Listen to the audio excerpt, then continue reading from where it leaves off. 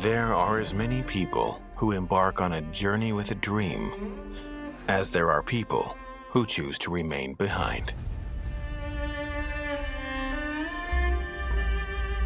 Yangguan, an ancient customs checkpoint.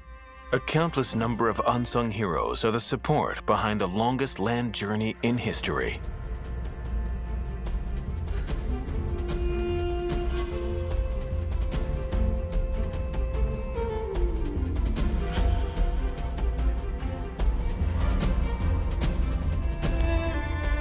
The Silk Road has seen various transformations with the passing of time.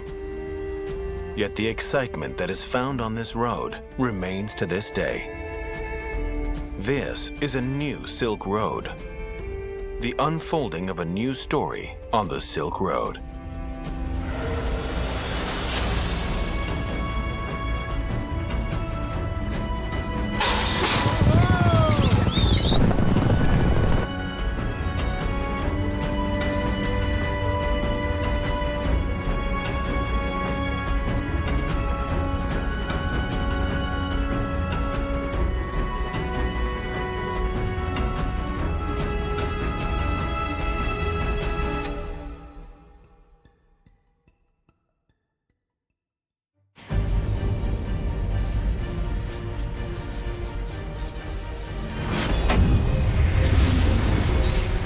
This city claims to be the western tip of Asia. They live in the land of Europe, but see themselves as Easterners. This is the most amazing city on the Silk Road, characterized by 118 islands, 177 waterways, and 401 bridges. For over 1,000 years, travelers utilized building materials from all over the world to build Venice, turning it into one of the richest cities on the Silk Road. Philip Gabbiani is passionate about the world and has been since he was a child. The Gabbiani family are glass manufacturers in Venice. Roman glass products first entered into China 2,500 years ago. Alberto, a glass artist, has worked in the glass workshop for 50 years. The secret of glassmaking is on the Murano Island. This ancient art has been around for as long as the history of the island. As I have emphasized before, as long as one has a strong will, the only way to move is forward, or else he will be eliminated. I have a son and a daughter. My son has started playing with the blowpipe in the workshop. I hope we'll carry on this profession that has seen us through generations.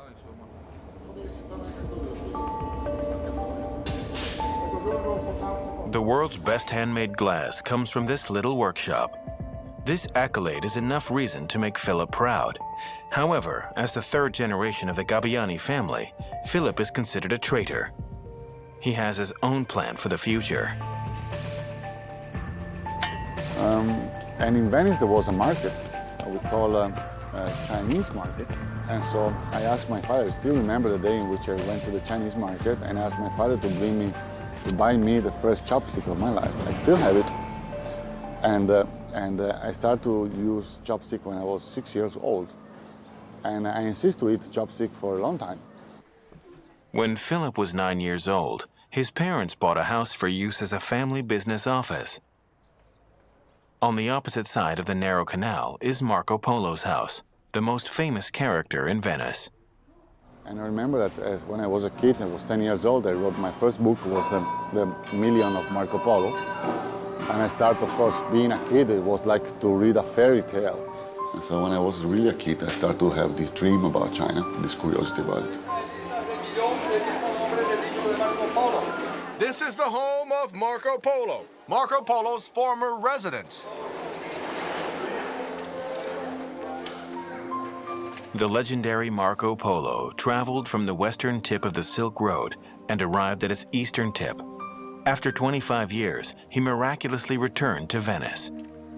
For 700 years, his exploration achievements have intrigued mankind, and he has had great impact on generations. Under the influence of Marco Polo, Philip grew up getting ready for the journey of his lifetime.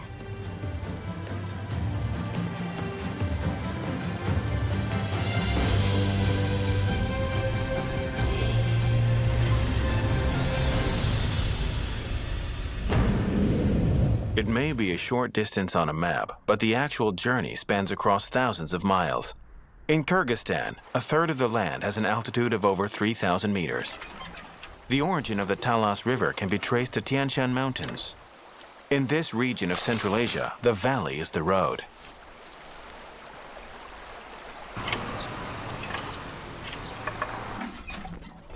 In a little town along the Talas River, an 11-year-old Kyrgyz girl is about to take flight with her dream.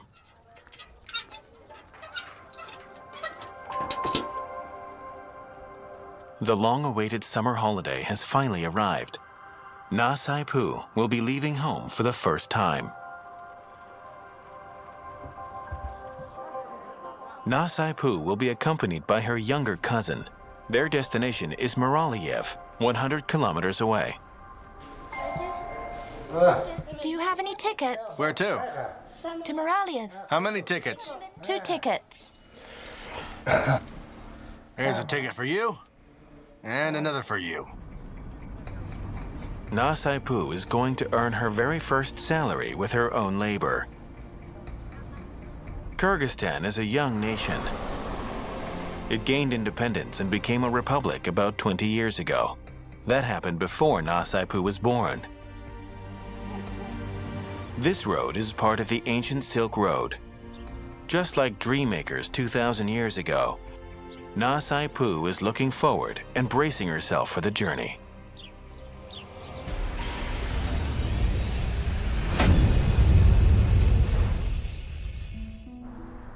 In northern Turkey, along the shore of the Black Sea, the town Safranbolu begins a new day. The saffron crocus plants blossom every spring. That is how Safranbolu got its name. Be it in Asia or in Europe, saffron is considered a valuable medicinal herb. Most of the customers who visit the shops are visiting Chinese tourists. Safranbolu is a legacy of the heyday of the caravan trade. In the 13th century, Safranbolu became an important transit city on the Silk Road. Merchants built elegant homes here. Today, these houses have become tourist attractions that provide sources of revenue for the town. This inn that was built more than 300 years ago is still in use. It is called the China Inn.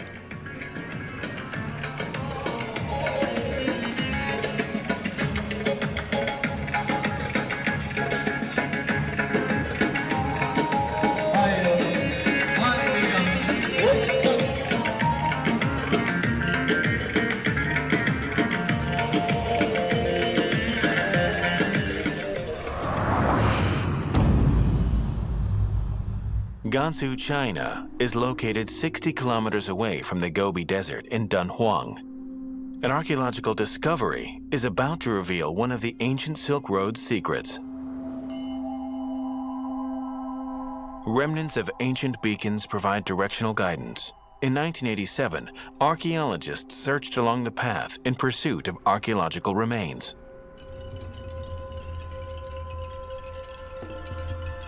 They discovered inscribed wooden slips. Gansu Provincial Archaeological Institute began its protracted exploration expedition. Over 3 years, more than 20,000 pieces of wooden slips and other artifacts were discovered and transported back to the Institute of Archaeology. The inscriptions are scattered and fragmentary and impossible to decipher.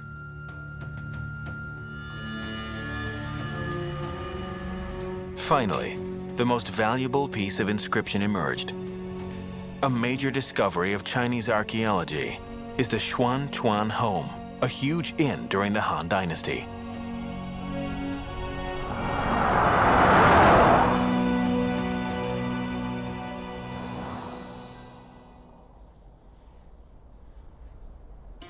What is left behind on the Silk Road includes the stories of caravans and adventurers, as well as historical remnants buried under the desert sand. Lining both sides of the road were the inns and the messengers who quietly waited for their assignments. The Silk Road was connected by a network of numerous inns and places like the Xuantuan home. The story of the Silk Road is not merely one of walking and chasing, but also a story of waiting and holding. Large-scale inns and a strong road network were essential for east-west transport. The travels of Marco Polo relate that China had at least 10,000 inns equipped with guest rooms and a tree-lined road. There were 200,000 horses stabled throughout the inns to be dispatched for the arduous journey. China's royal messengers would carry red and white parcels, traveling up to 400 kilometers on their horses a day. Before the invention of the railroad, this was mankind's speed limit.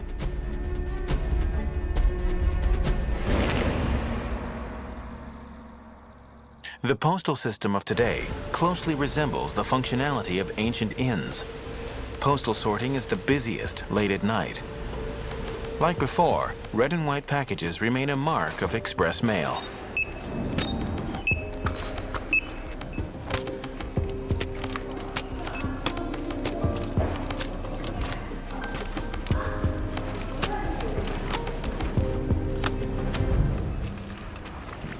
Although the postal system has modernized, there are still people making deliveries just like the ancient messengers. There is such a rural postman in Gansu, Laozhou's most remote village. However large a system may be, it requires fundamental support at the bottom. The small mountainous village that Yuan Fali stays at requires mail to be delivered by foot. Although the work is difficult, Yuan Fali takes pride in it. The villagers understand my work is difficult. They are very nice to me. They would invite me into their houses for a drink, or a short chat, or even a rest. Recently, 48-year-old Yuan Fali has been feeling anxious. China is undergoing rapid changes. Along with that, the postal system is changing too. He has worked as a postman for 28 years, but is uncertain if he can continue to be one this year. As a contract worker, his contract is renewed on a yearly basis. The crucial day is arriving in a month's time.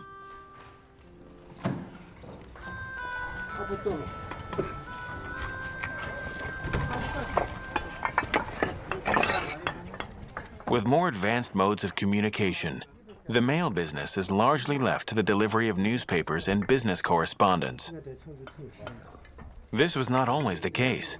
Many years ago, the villagers looked forward to receiving news from loved ones, and Yuan Fali would deliver those letters and telegrams.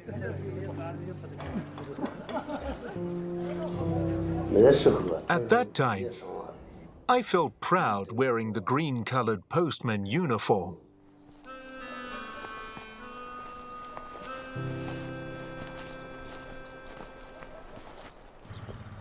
Yangguan Museum, Zhang Tian's statue at the main entrance reminds people that his life is closely related to the Silk Road. Assemble! Attention! Look right! Look forward! The weather has been hot and we are wearing several layers beneath our uniforms. The working hours have been longer too, but this is temporary. It will only be for the months of July to September. During this period, I urge everyone to play their role diligently. 10 years ago, Wu Fengping arrived here when the museum was first established. She is currently the deputy director there. Yangguan is an ancient customs checkpoint. Let us now take a closer look at it. Behind the fence is famous Yangguan High Road, buried by the desert sand.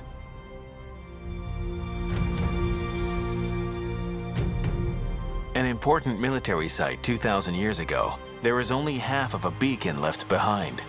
The remnants of ancient Yangguan are scattered in the Gobi Desert.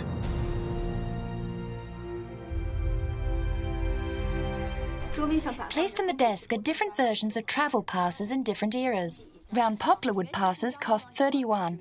A square wooden elm one costs 20 yuan. Fill up your particulars and pass it to the commander. He will write them in the most popular Han Dynasty script font on your travel pass. This is Yangguan Museum's most successful tour performance. Visitors revel in a taste of life in the ancient time through playing a game. However, in ancient times, this was just the beginning of a dangerous journey. Congratulations, you have passed customs.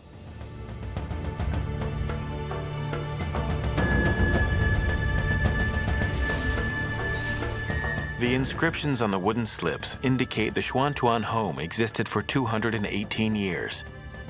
Researchers spent 10 years to organize and decipher more than 20,000 pieces of wooden slips.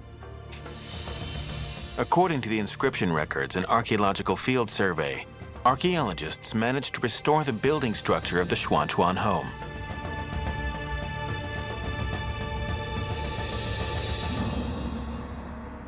The site covered 20,000 square meters, equipped with a kitchen, stables, warehouses, office area and living area, and even superior guest rooms with attached toilets. There housed a permanent staff strength of 37 and 40 horses. The home had received messengers from dozens of countries, with the largest convoy numbering 1,700 people. Besides hosting travelers, the Xuantuan home played the important role of transmitting information. With the Xuantuan home providing a security base, the road in front of its entrance was the ancient highway. According to the wooden slip inscriptions, there were 9 such large-scale inns in the Dunhuang region at the time. Today, all the inns have been annihilated by the desert sand.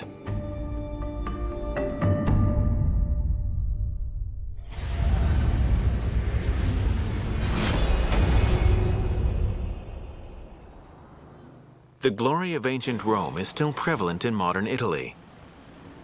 Just as in the past, the magnificent architecture continues as an attraction that earns the respect of tourists. Interestingly, despite being 10,000 kilometers apart, Rome and China adopted similar concepts of inns. There was one inn every 30 kilometers. Such a system safeguarded a smooth transmission of information. We can witness even more ancient remains in Rome, the capital of Italy.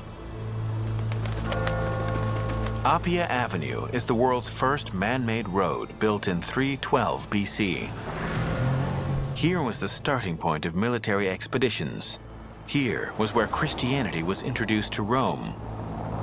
Yet this is only one of the countless roads that lead to Rome.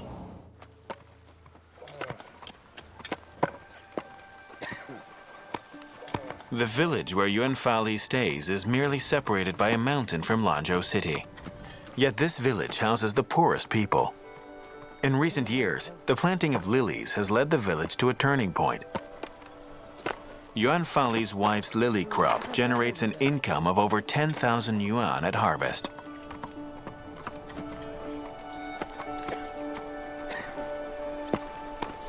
Hey. Yuan Fali's son, Xiao Yuan, is also working as a postman in Lanzhou. This is due to his father's insistence.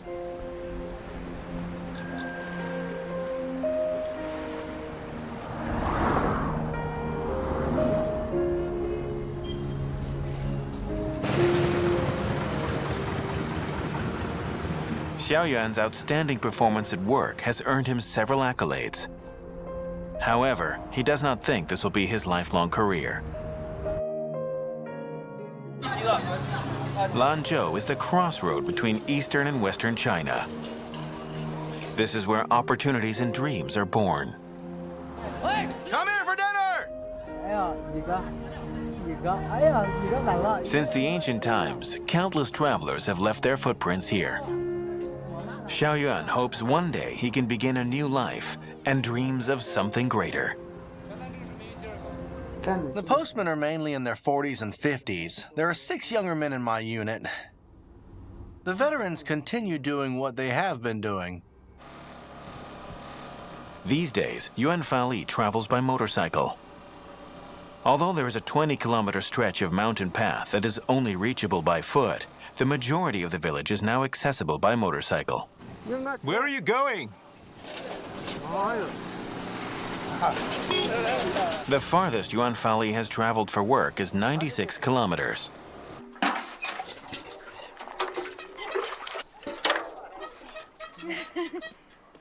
With both husband and son gainfully employed, Yuan Fali's wife becomes the main source of labor at home.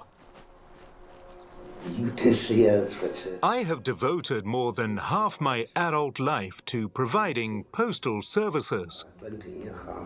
There ought to be an opportunity to formalize this work arrangement. That is our biggest wish. Yuan Fali hopes to become an employed postman of the state. This would mean that he would not have to worry about losing his job every year.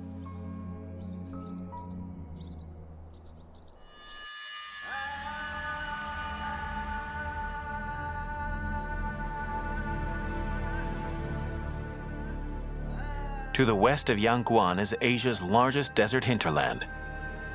The land is barren, revealing only a weathered surface. Here is a road bearing a rut half a meter deep, extending itself into the distance. This is what remains of an ancient road. This was the path the ancients trekked, taking along with them their treasures, belongings, convictions, and courage from place to place.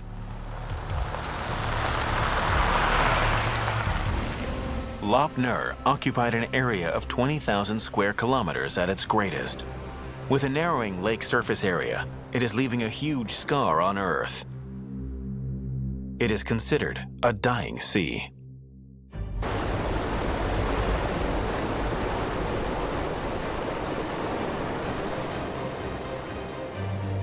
A salt mining ship is entering Lop Nur. This is an industrial investment project worth a total of 540 million yuan.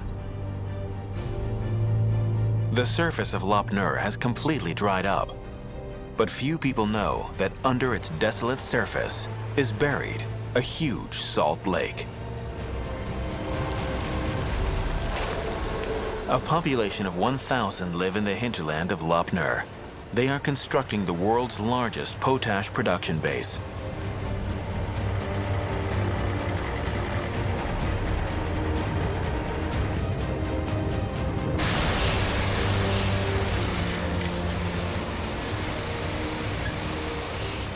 In 2002, Lop Nur dried up. China then announced the establishment of China's largest but least populated town, the Lop Nur town. All kinds of miracles happen on the Silk Road.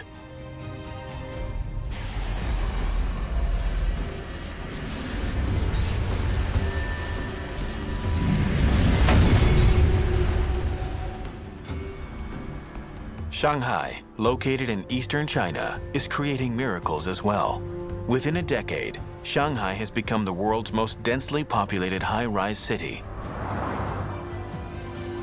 Philip, a Venetian, has arrived in Shanghai, wanting to be a part of the miracles.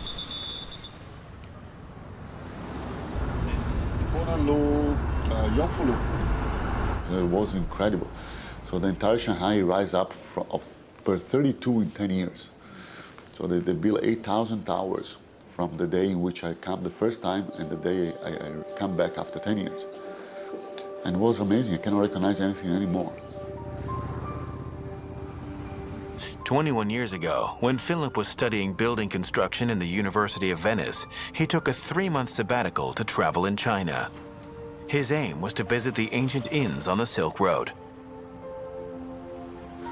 And like a little student, and I went all around China by bus and train only. And I've seen this country that was amazing. China is such a vast country with such a variety of culture, and so for a first-time visitor, was really a cultural shock and an incredible length of inspiration. In the following 10 years, Philip traveled around the world. The second time he came to Shanghai, he decided to try and make a living there. But the problem is to play on the two facade, as we know, and to maintain the internal courtyard. What we have to do in this area, and in this area, direct light from outside, but can be from the skyscraper. This is a project important, and now we are trying to define the final one with them, but it's going to be very, very difficult. In 2002, Philip and his business partners relocated their architectural design company from Europe to Shanghai. A collaborative office where there is 7 associates, where most of them are Chinese, and they're incredible designers. And our target, our dream was the one to make an office that was Shanghai-based and go back to reconquer the rest of the world. On the grassland of Tianshan Xilu, Kyrgyz girl Na Saipu has reached her destination.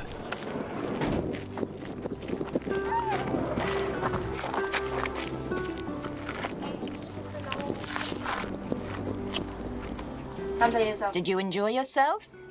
Things are good. We have always wanted to visit somewhere with water, somewhere green. Sister Rahuti took us there. This is the only resort that offers a double yurt along this road. This is Na Saipu's new home. Na Saipu's workplace is called Moraliev. It is along the road. If one travels from the capital Bishkek and arrives here, the time would just be about right for lunch. The scenery of the grassland is pleasant. Many are willing to stay behind to experience life on the grasslands. This is a gateway on the Silk Road to cross Tian Shan and leads to Central Asia. The roadside yurt serves the same purpose as in the past, an inn for long-distance travelers.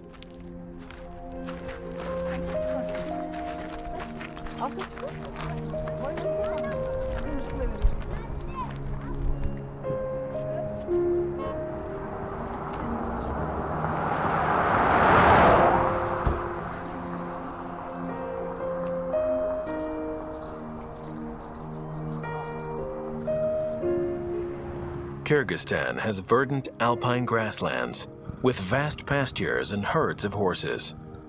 The scenery on the grasslands changes and offers fantastic views which Na Saipu has never seen before. Even though her home is only 100 kilometers away, the livelihood here is completely different.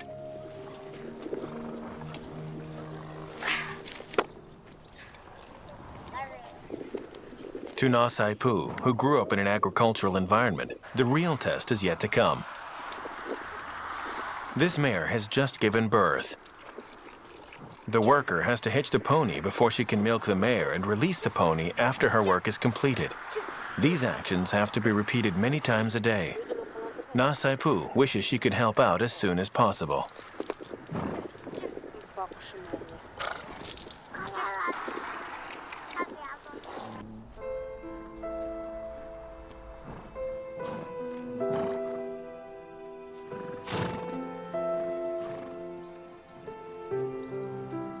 On this piece of unfamiliar yet mysterious grassland, if she can persevere, 11-year-old Na Saipu will earn 10,000 soms, about 1,400 yuan. That is equivalent to a monthly salary of an average adult.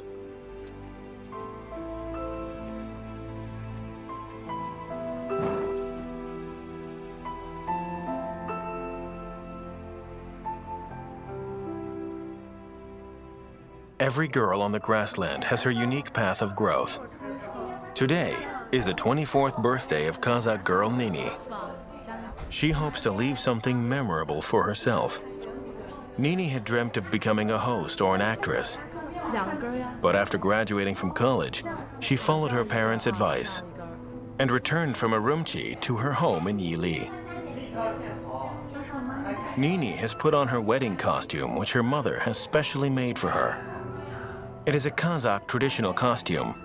Her grandmother has prepared a full set of accessories for her. Nini, slant your body a little. Hold up your braids. Smile. Smile more. 1, 2, 3. Make a turn. Beautiful. Keep turning. Nini, keep turning. Make a round turn. Okay, squat down. Do it slowly.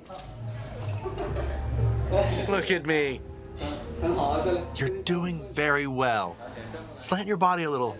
Turn your face a little. So pretty.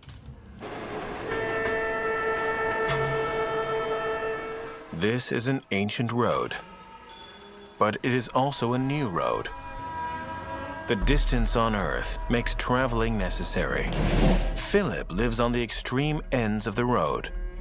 His hometown is on one end, and his future is on the other. Na Sai Pu is growing up on the unfamiliar grassland. At the ends, there are still people who usher in every day in their own silent way.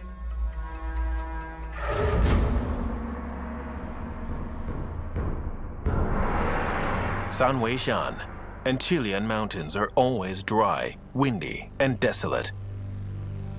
The Xuanchuan home is located right at the foothill. How does an inn of such sheer scale remain resilient for 200 years in the desert? A spring uncovered 2 kilometers away provides the answer. Xuan Spring. It is the only source of water within a few hundred kilometers. This is the spring of life for travelers.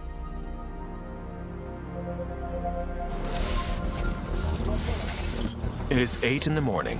Yangguang's museum shuttle bus is departing. Yangguang Museum is 70 kilometers away from Dunhuang City. The staff works for 2 days before returning home to spend the night, and then returns again to the museum for work the next day.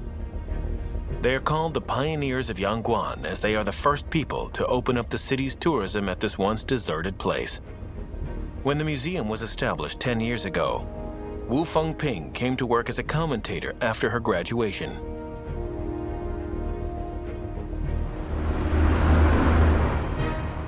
The museum was constructed according to the Han Dynasty construction method. Even the architectural design of Xuanchuan Home, built 2,000 years ago, was styled in the same way. The tourism season lasts only 3 months in the year. The rest of the time is spent waiting and preparing for those 3 months. This is similar to the scenario of Xuanchuan Home. This carriage that we see here is the type of vehicle Lin Zixun used when he was in exile. He traveled in such a carriage for a year and 4 months and 27 days and finally arrived at Yili. This is... it's named... I've forgotten my lines.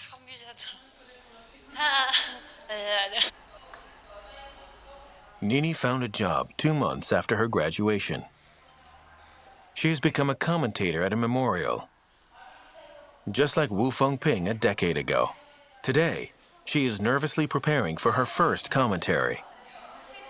In the eyes of many, the job of a commentator is easy. However, Nini's journey has just begun. A warm welcome to all for visiting Lin Zixun Memorial. Nini graduated from Xinjiang Financial and Economics University.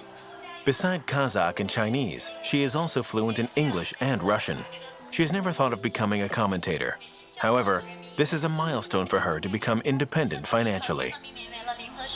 We have come to the end of our memorial tour. My commentary ends. Thank you.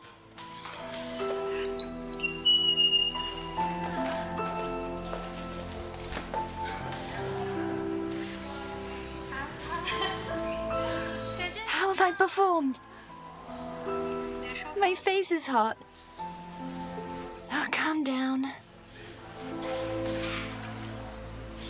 This is my job.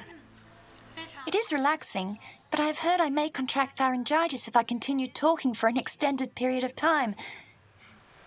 It's quite all right. The number of tourists will decrease come winter.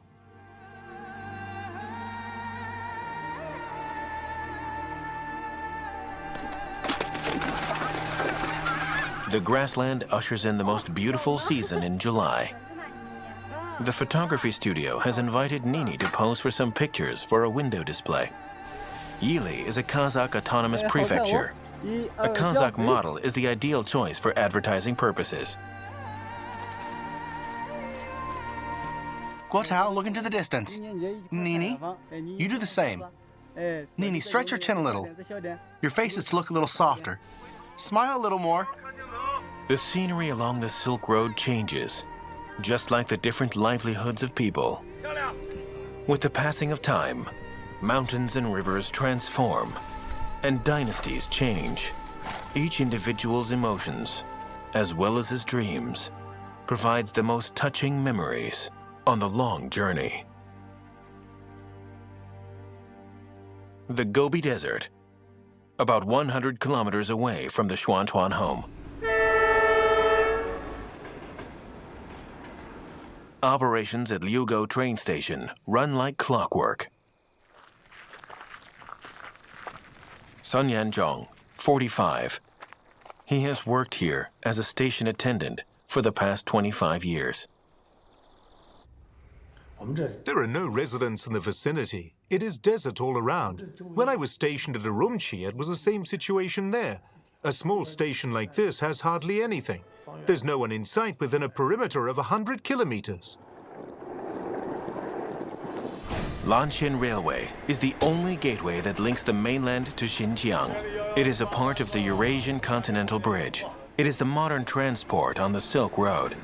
Liugo train station is located at the intersection of Lanqian Railway and the Dunhuang Line.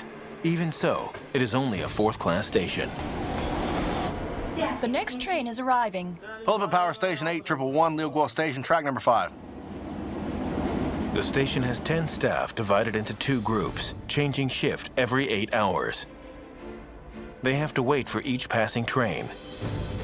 But most trains just speed right past. Stop the train, stop the train. Start the engine, start the engine. The trains generally do not stop. We take the green-colored train home and the commuter train back here to work.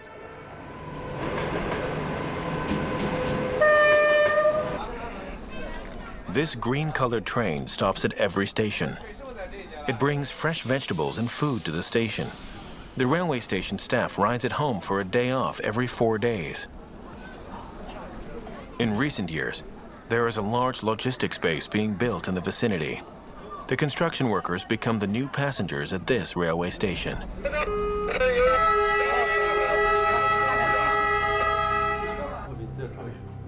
China's railway merely has a history of 150 years. The real large-scale development began in the 1850s. It was then that Sun Yanzhong's parents left their hometown in Henan and embarked on the journey to Lanqian Railway construction site.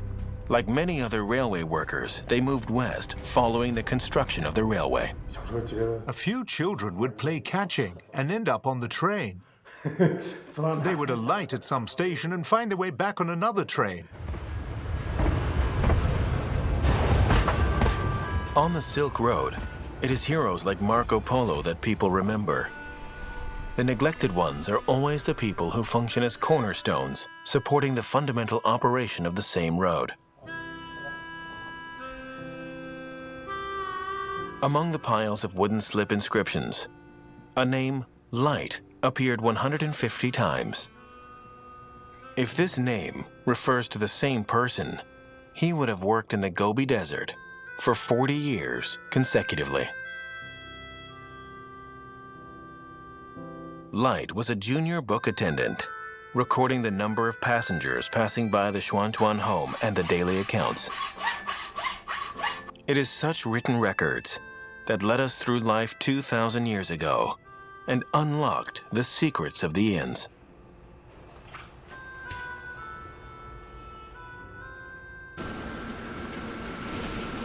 Today's Liugo station is similar to the ancient Xuantuan home. Each member of staff functions like a small screw in a larger system. However, to maintain the efficient operation of the system, everyone needs to play his part. They have to turn back or we switch to number 5. The commuter train won't be able to pull up. They have to make a U-turn.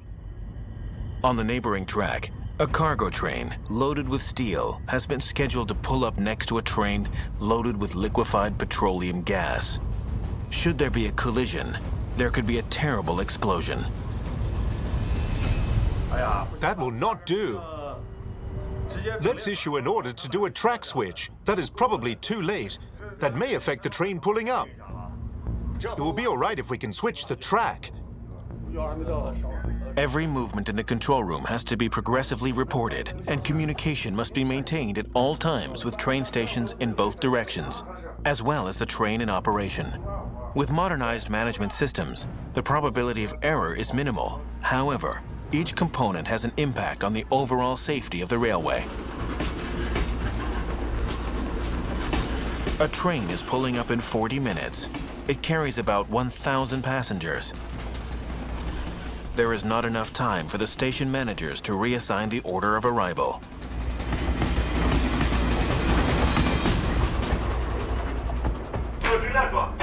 Switch the track. Lay track number 4. During critical moments like this, the priority is to ensure the needs of the train are met. Before the next train arrives, the one that has been wrongly scheduled has to temporarily be switched to another track.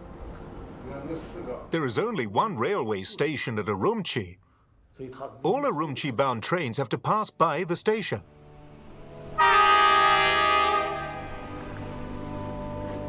Fourth-class Liugo Station is unique yet ordinary. Not too far away from Liugo Station, a new high-speed railway is under construction. In the Gobi Desert, the sunset is exactly the same as what the messengers saw 2,000 years ago.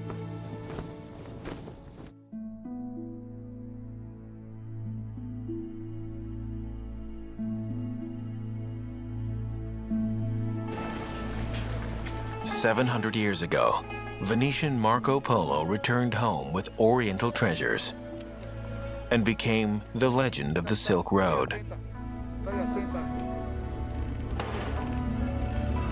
Philip has always been proud of Murnano. He believes that pious artisans truly understand the meaning of life. Philip returned to Venice with his Chinese fiancée, Chu Ping.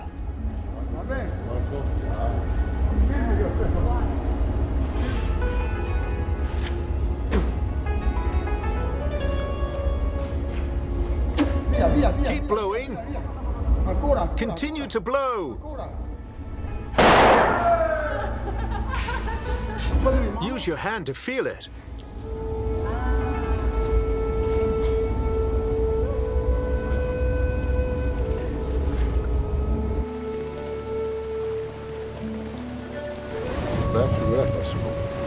When Philip was a boy, his parents took him to visit the Chinese market and tried out Chinese food.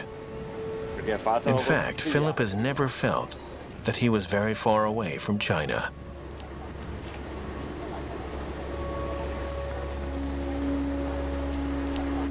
Maybe this story is strange. My father, before to stay with my mother, he had a relationship with a Taiwanese woman.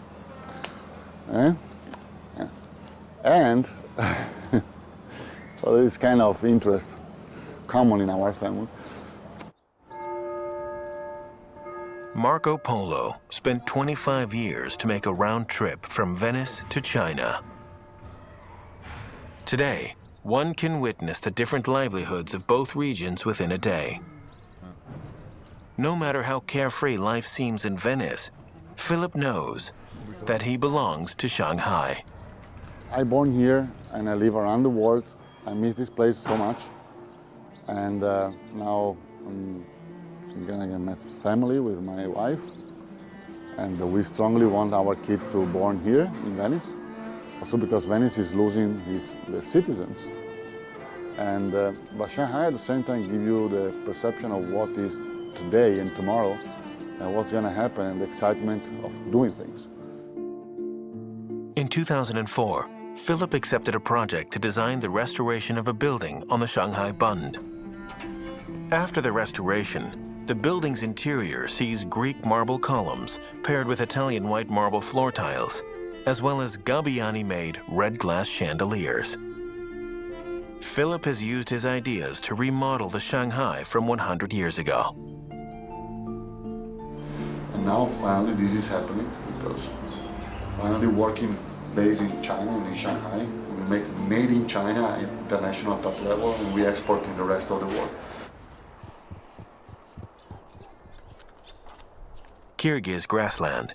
11-year-old Na Saipu is the top student in school. This summer, she got to see the grassland.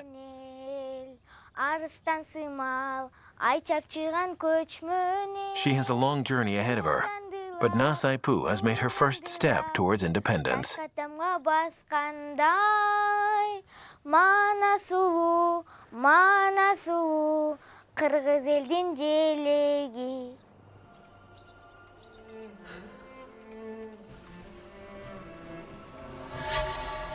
Lanzhou Post Office. Yuan Fali found his name on the list of work renewal contracts. He has 29 years' experience as a postman, but this moment is still of great significance for him.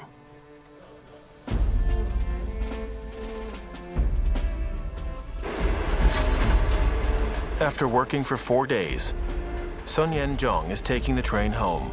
He has taken this route for 25 years and will continue to do so for many more. In the long history of the Silk Road, diplomats, businessmen, clergy, explorers, and conquerors moved from one end to the next. And the people supporting such a network are none other than those who choose to keep their duty in silence and contributing to the story of the road. For thousands of years, the world has faced rapid changes. What remains unchanged is one's commitment to oneself.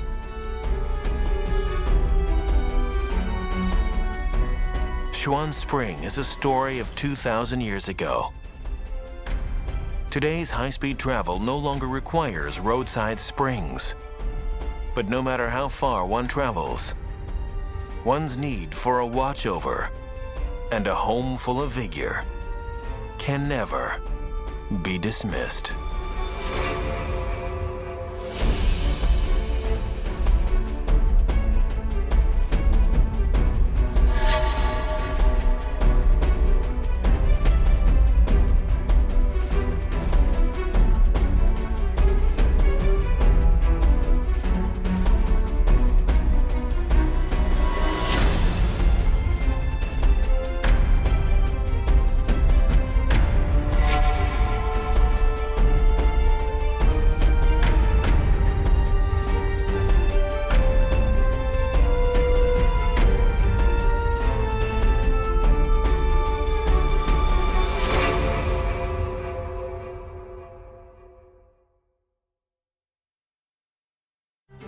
When I first landed here, I noticed a distinctive smell of China.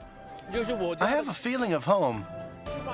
Afu, a student from Turkey. Life in China is both familiar and strange to him.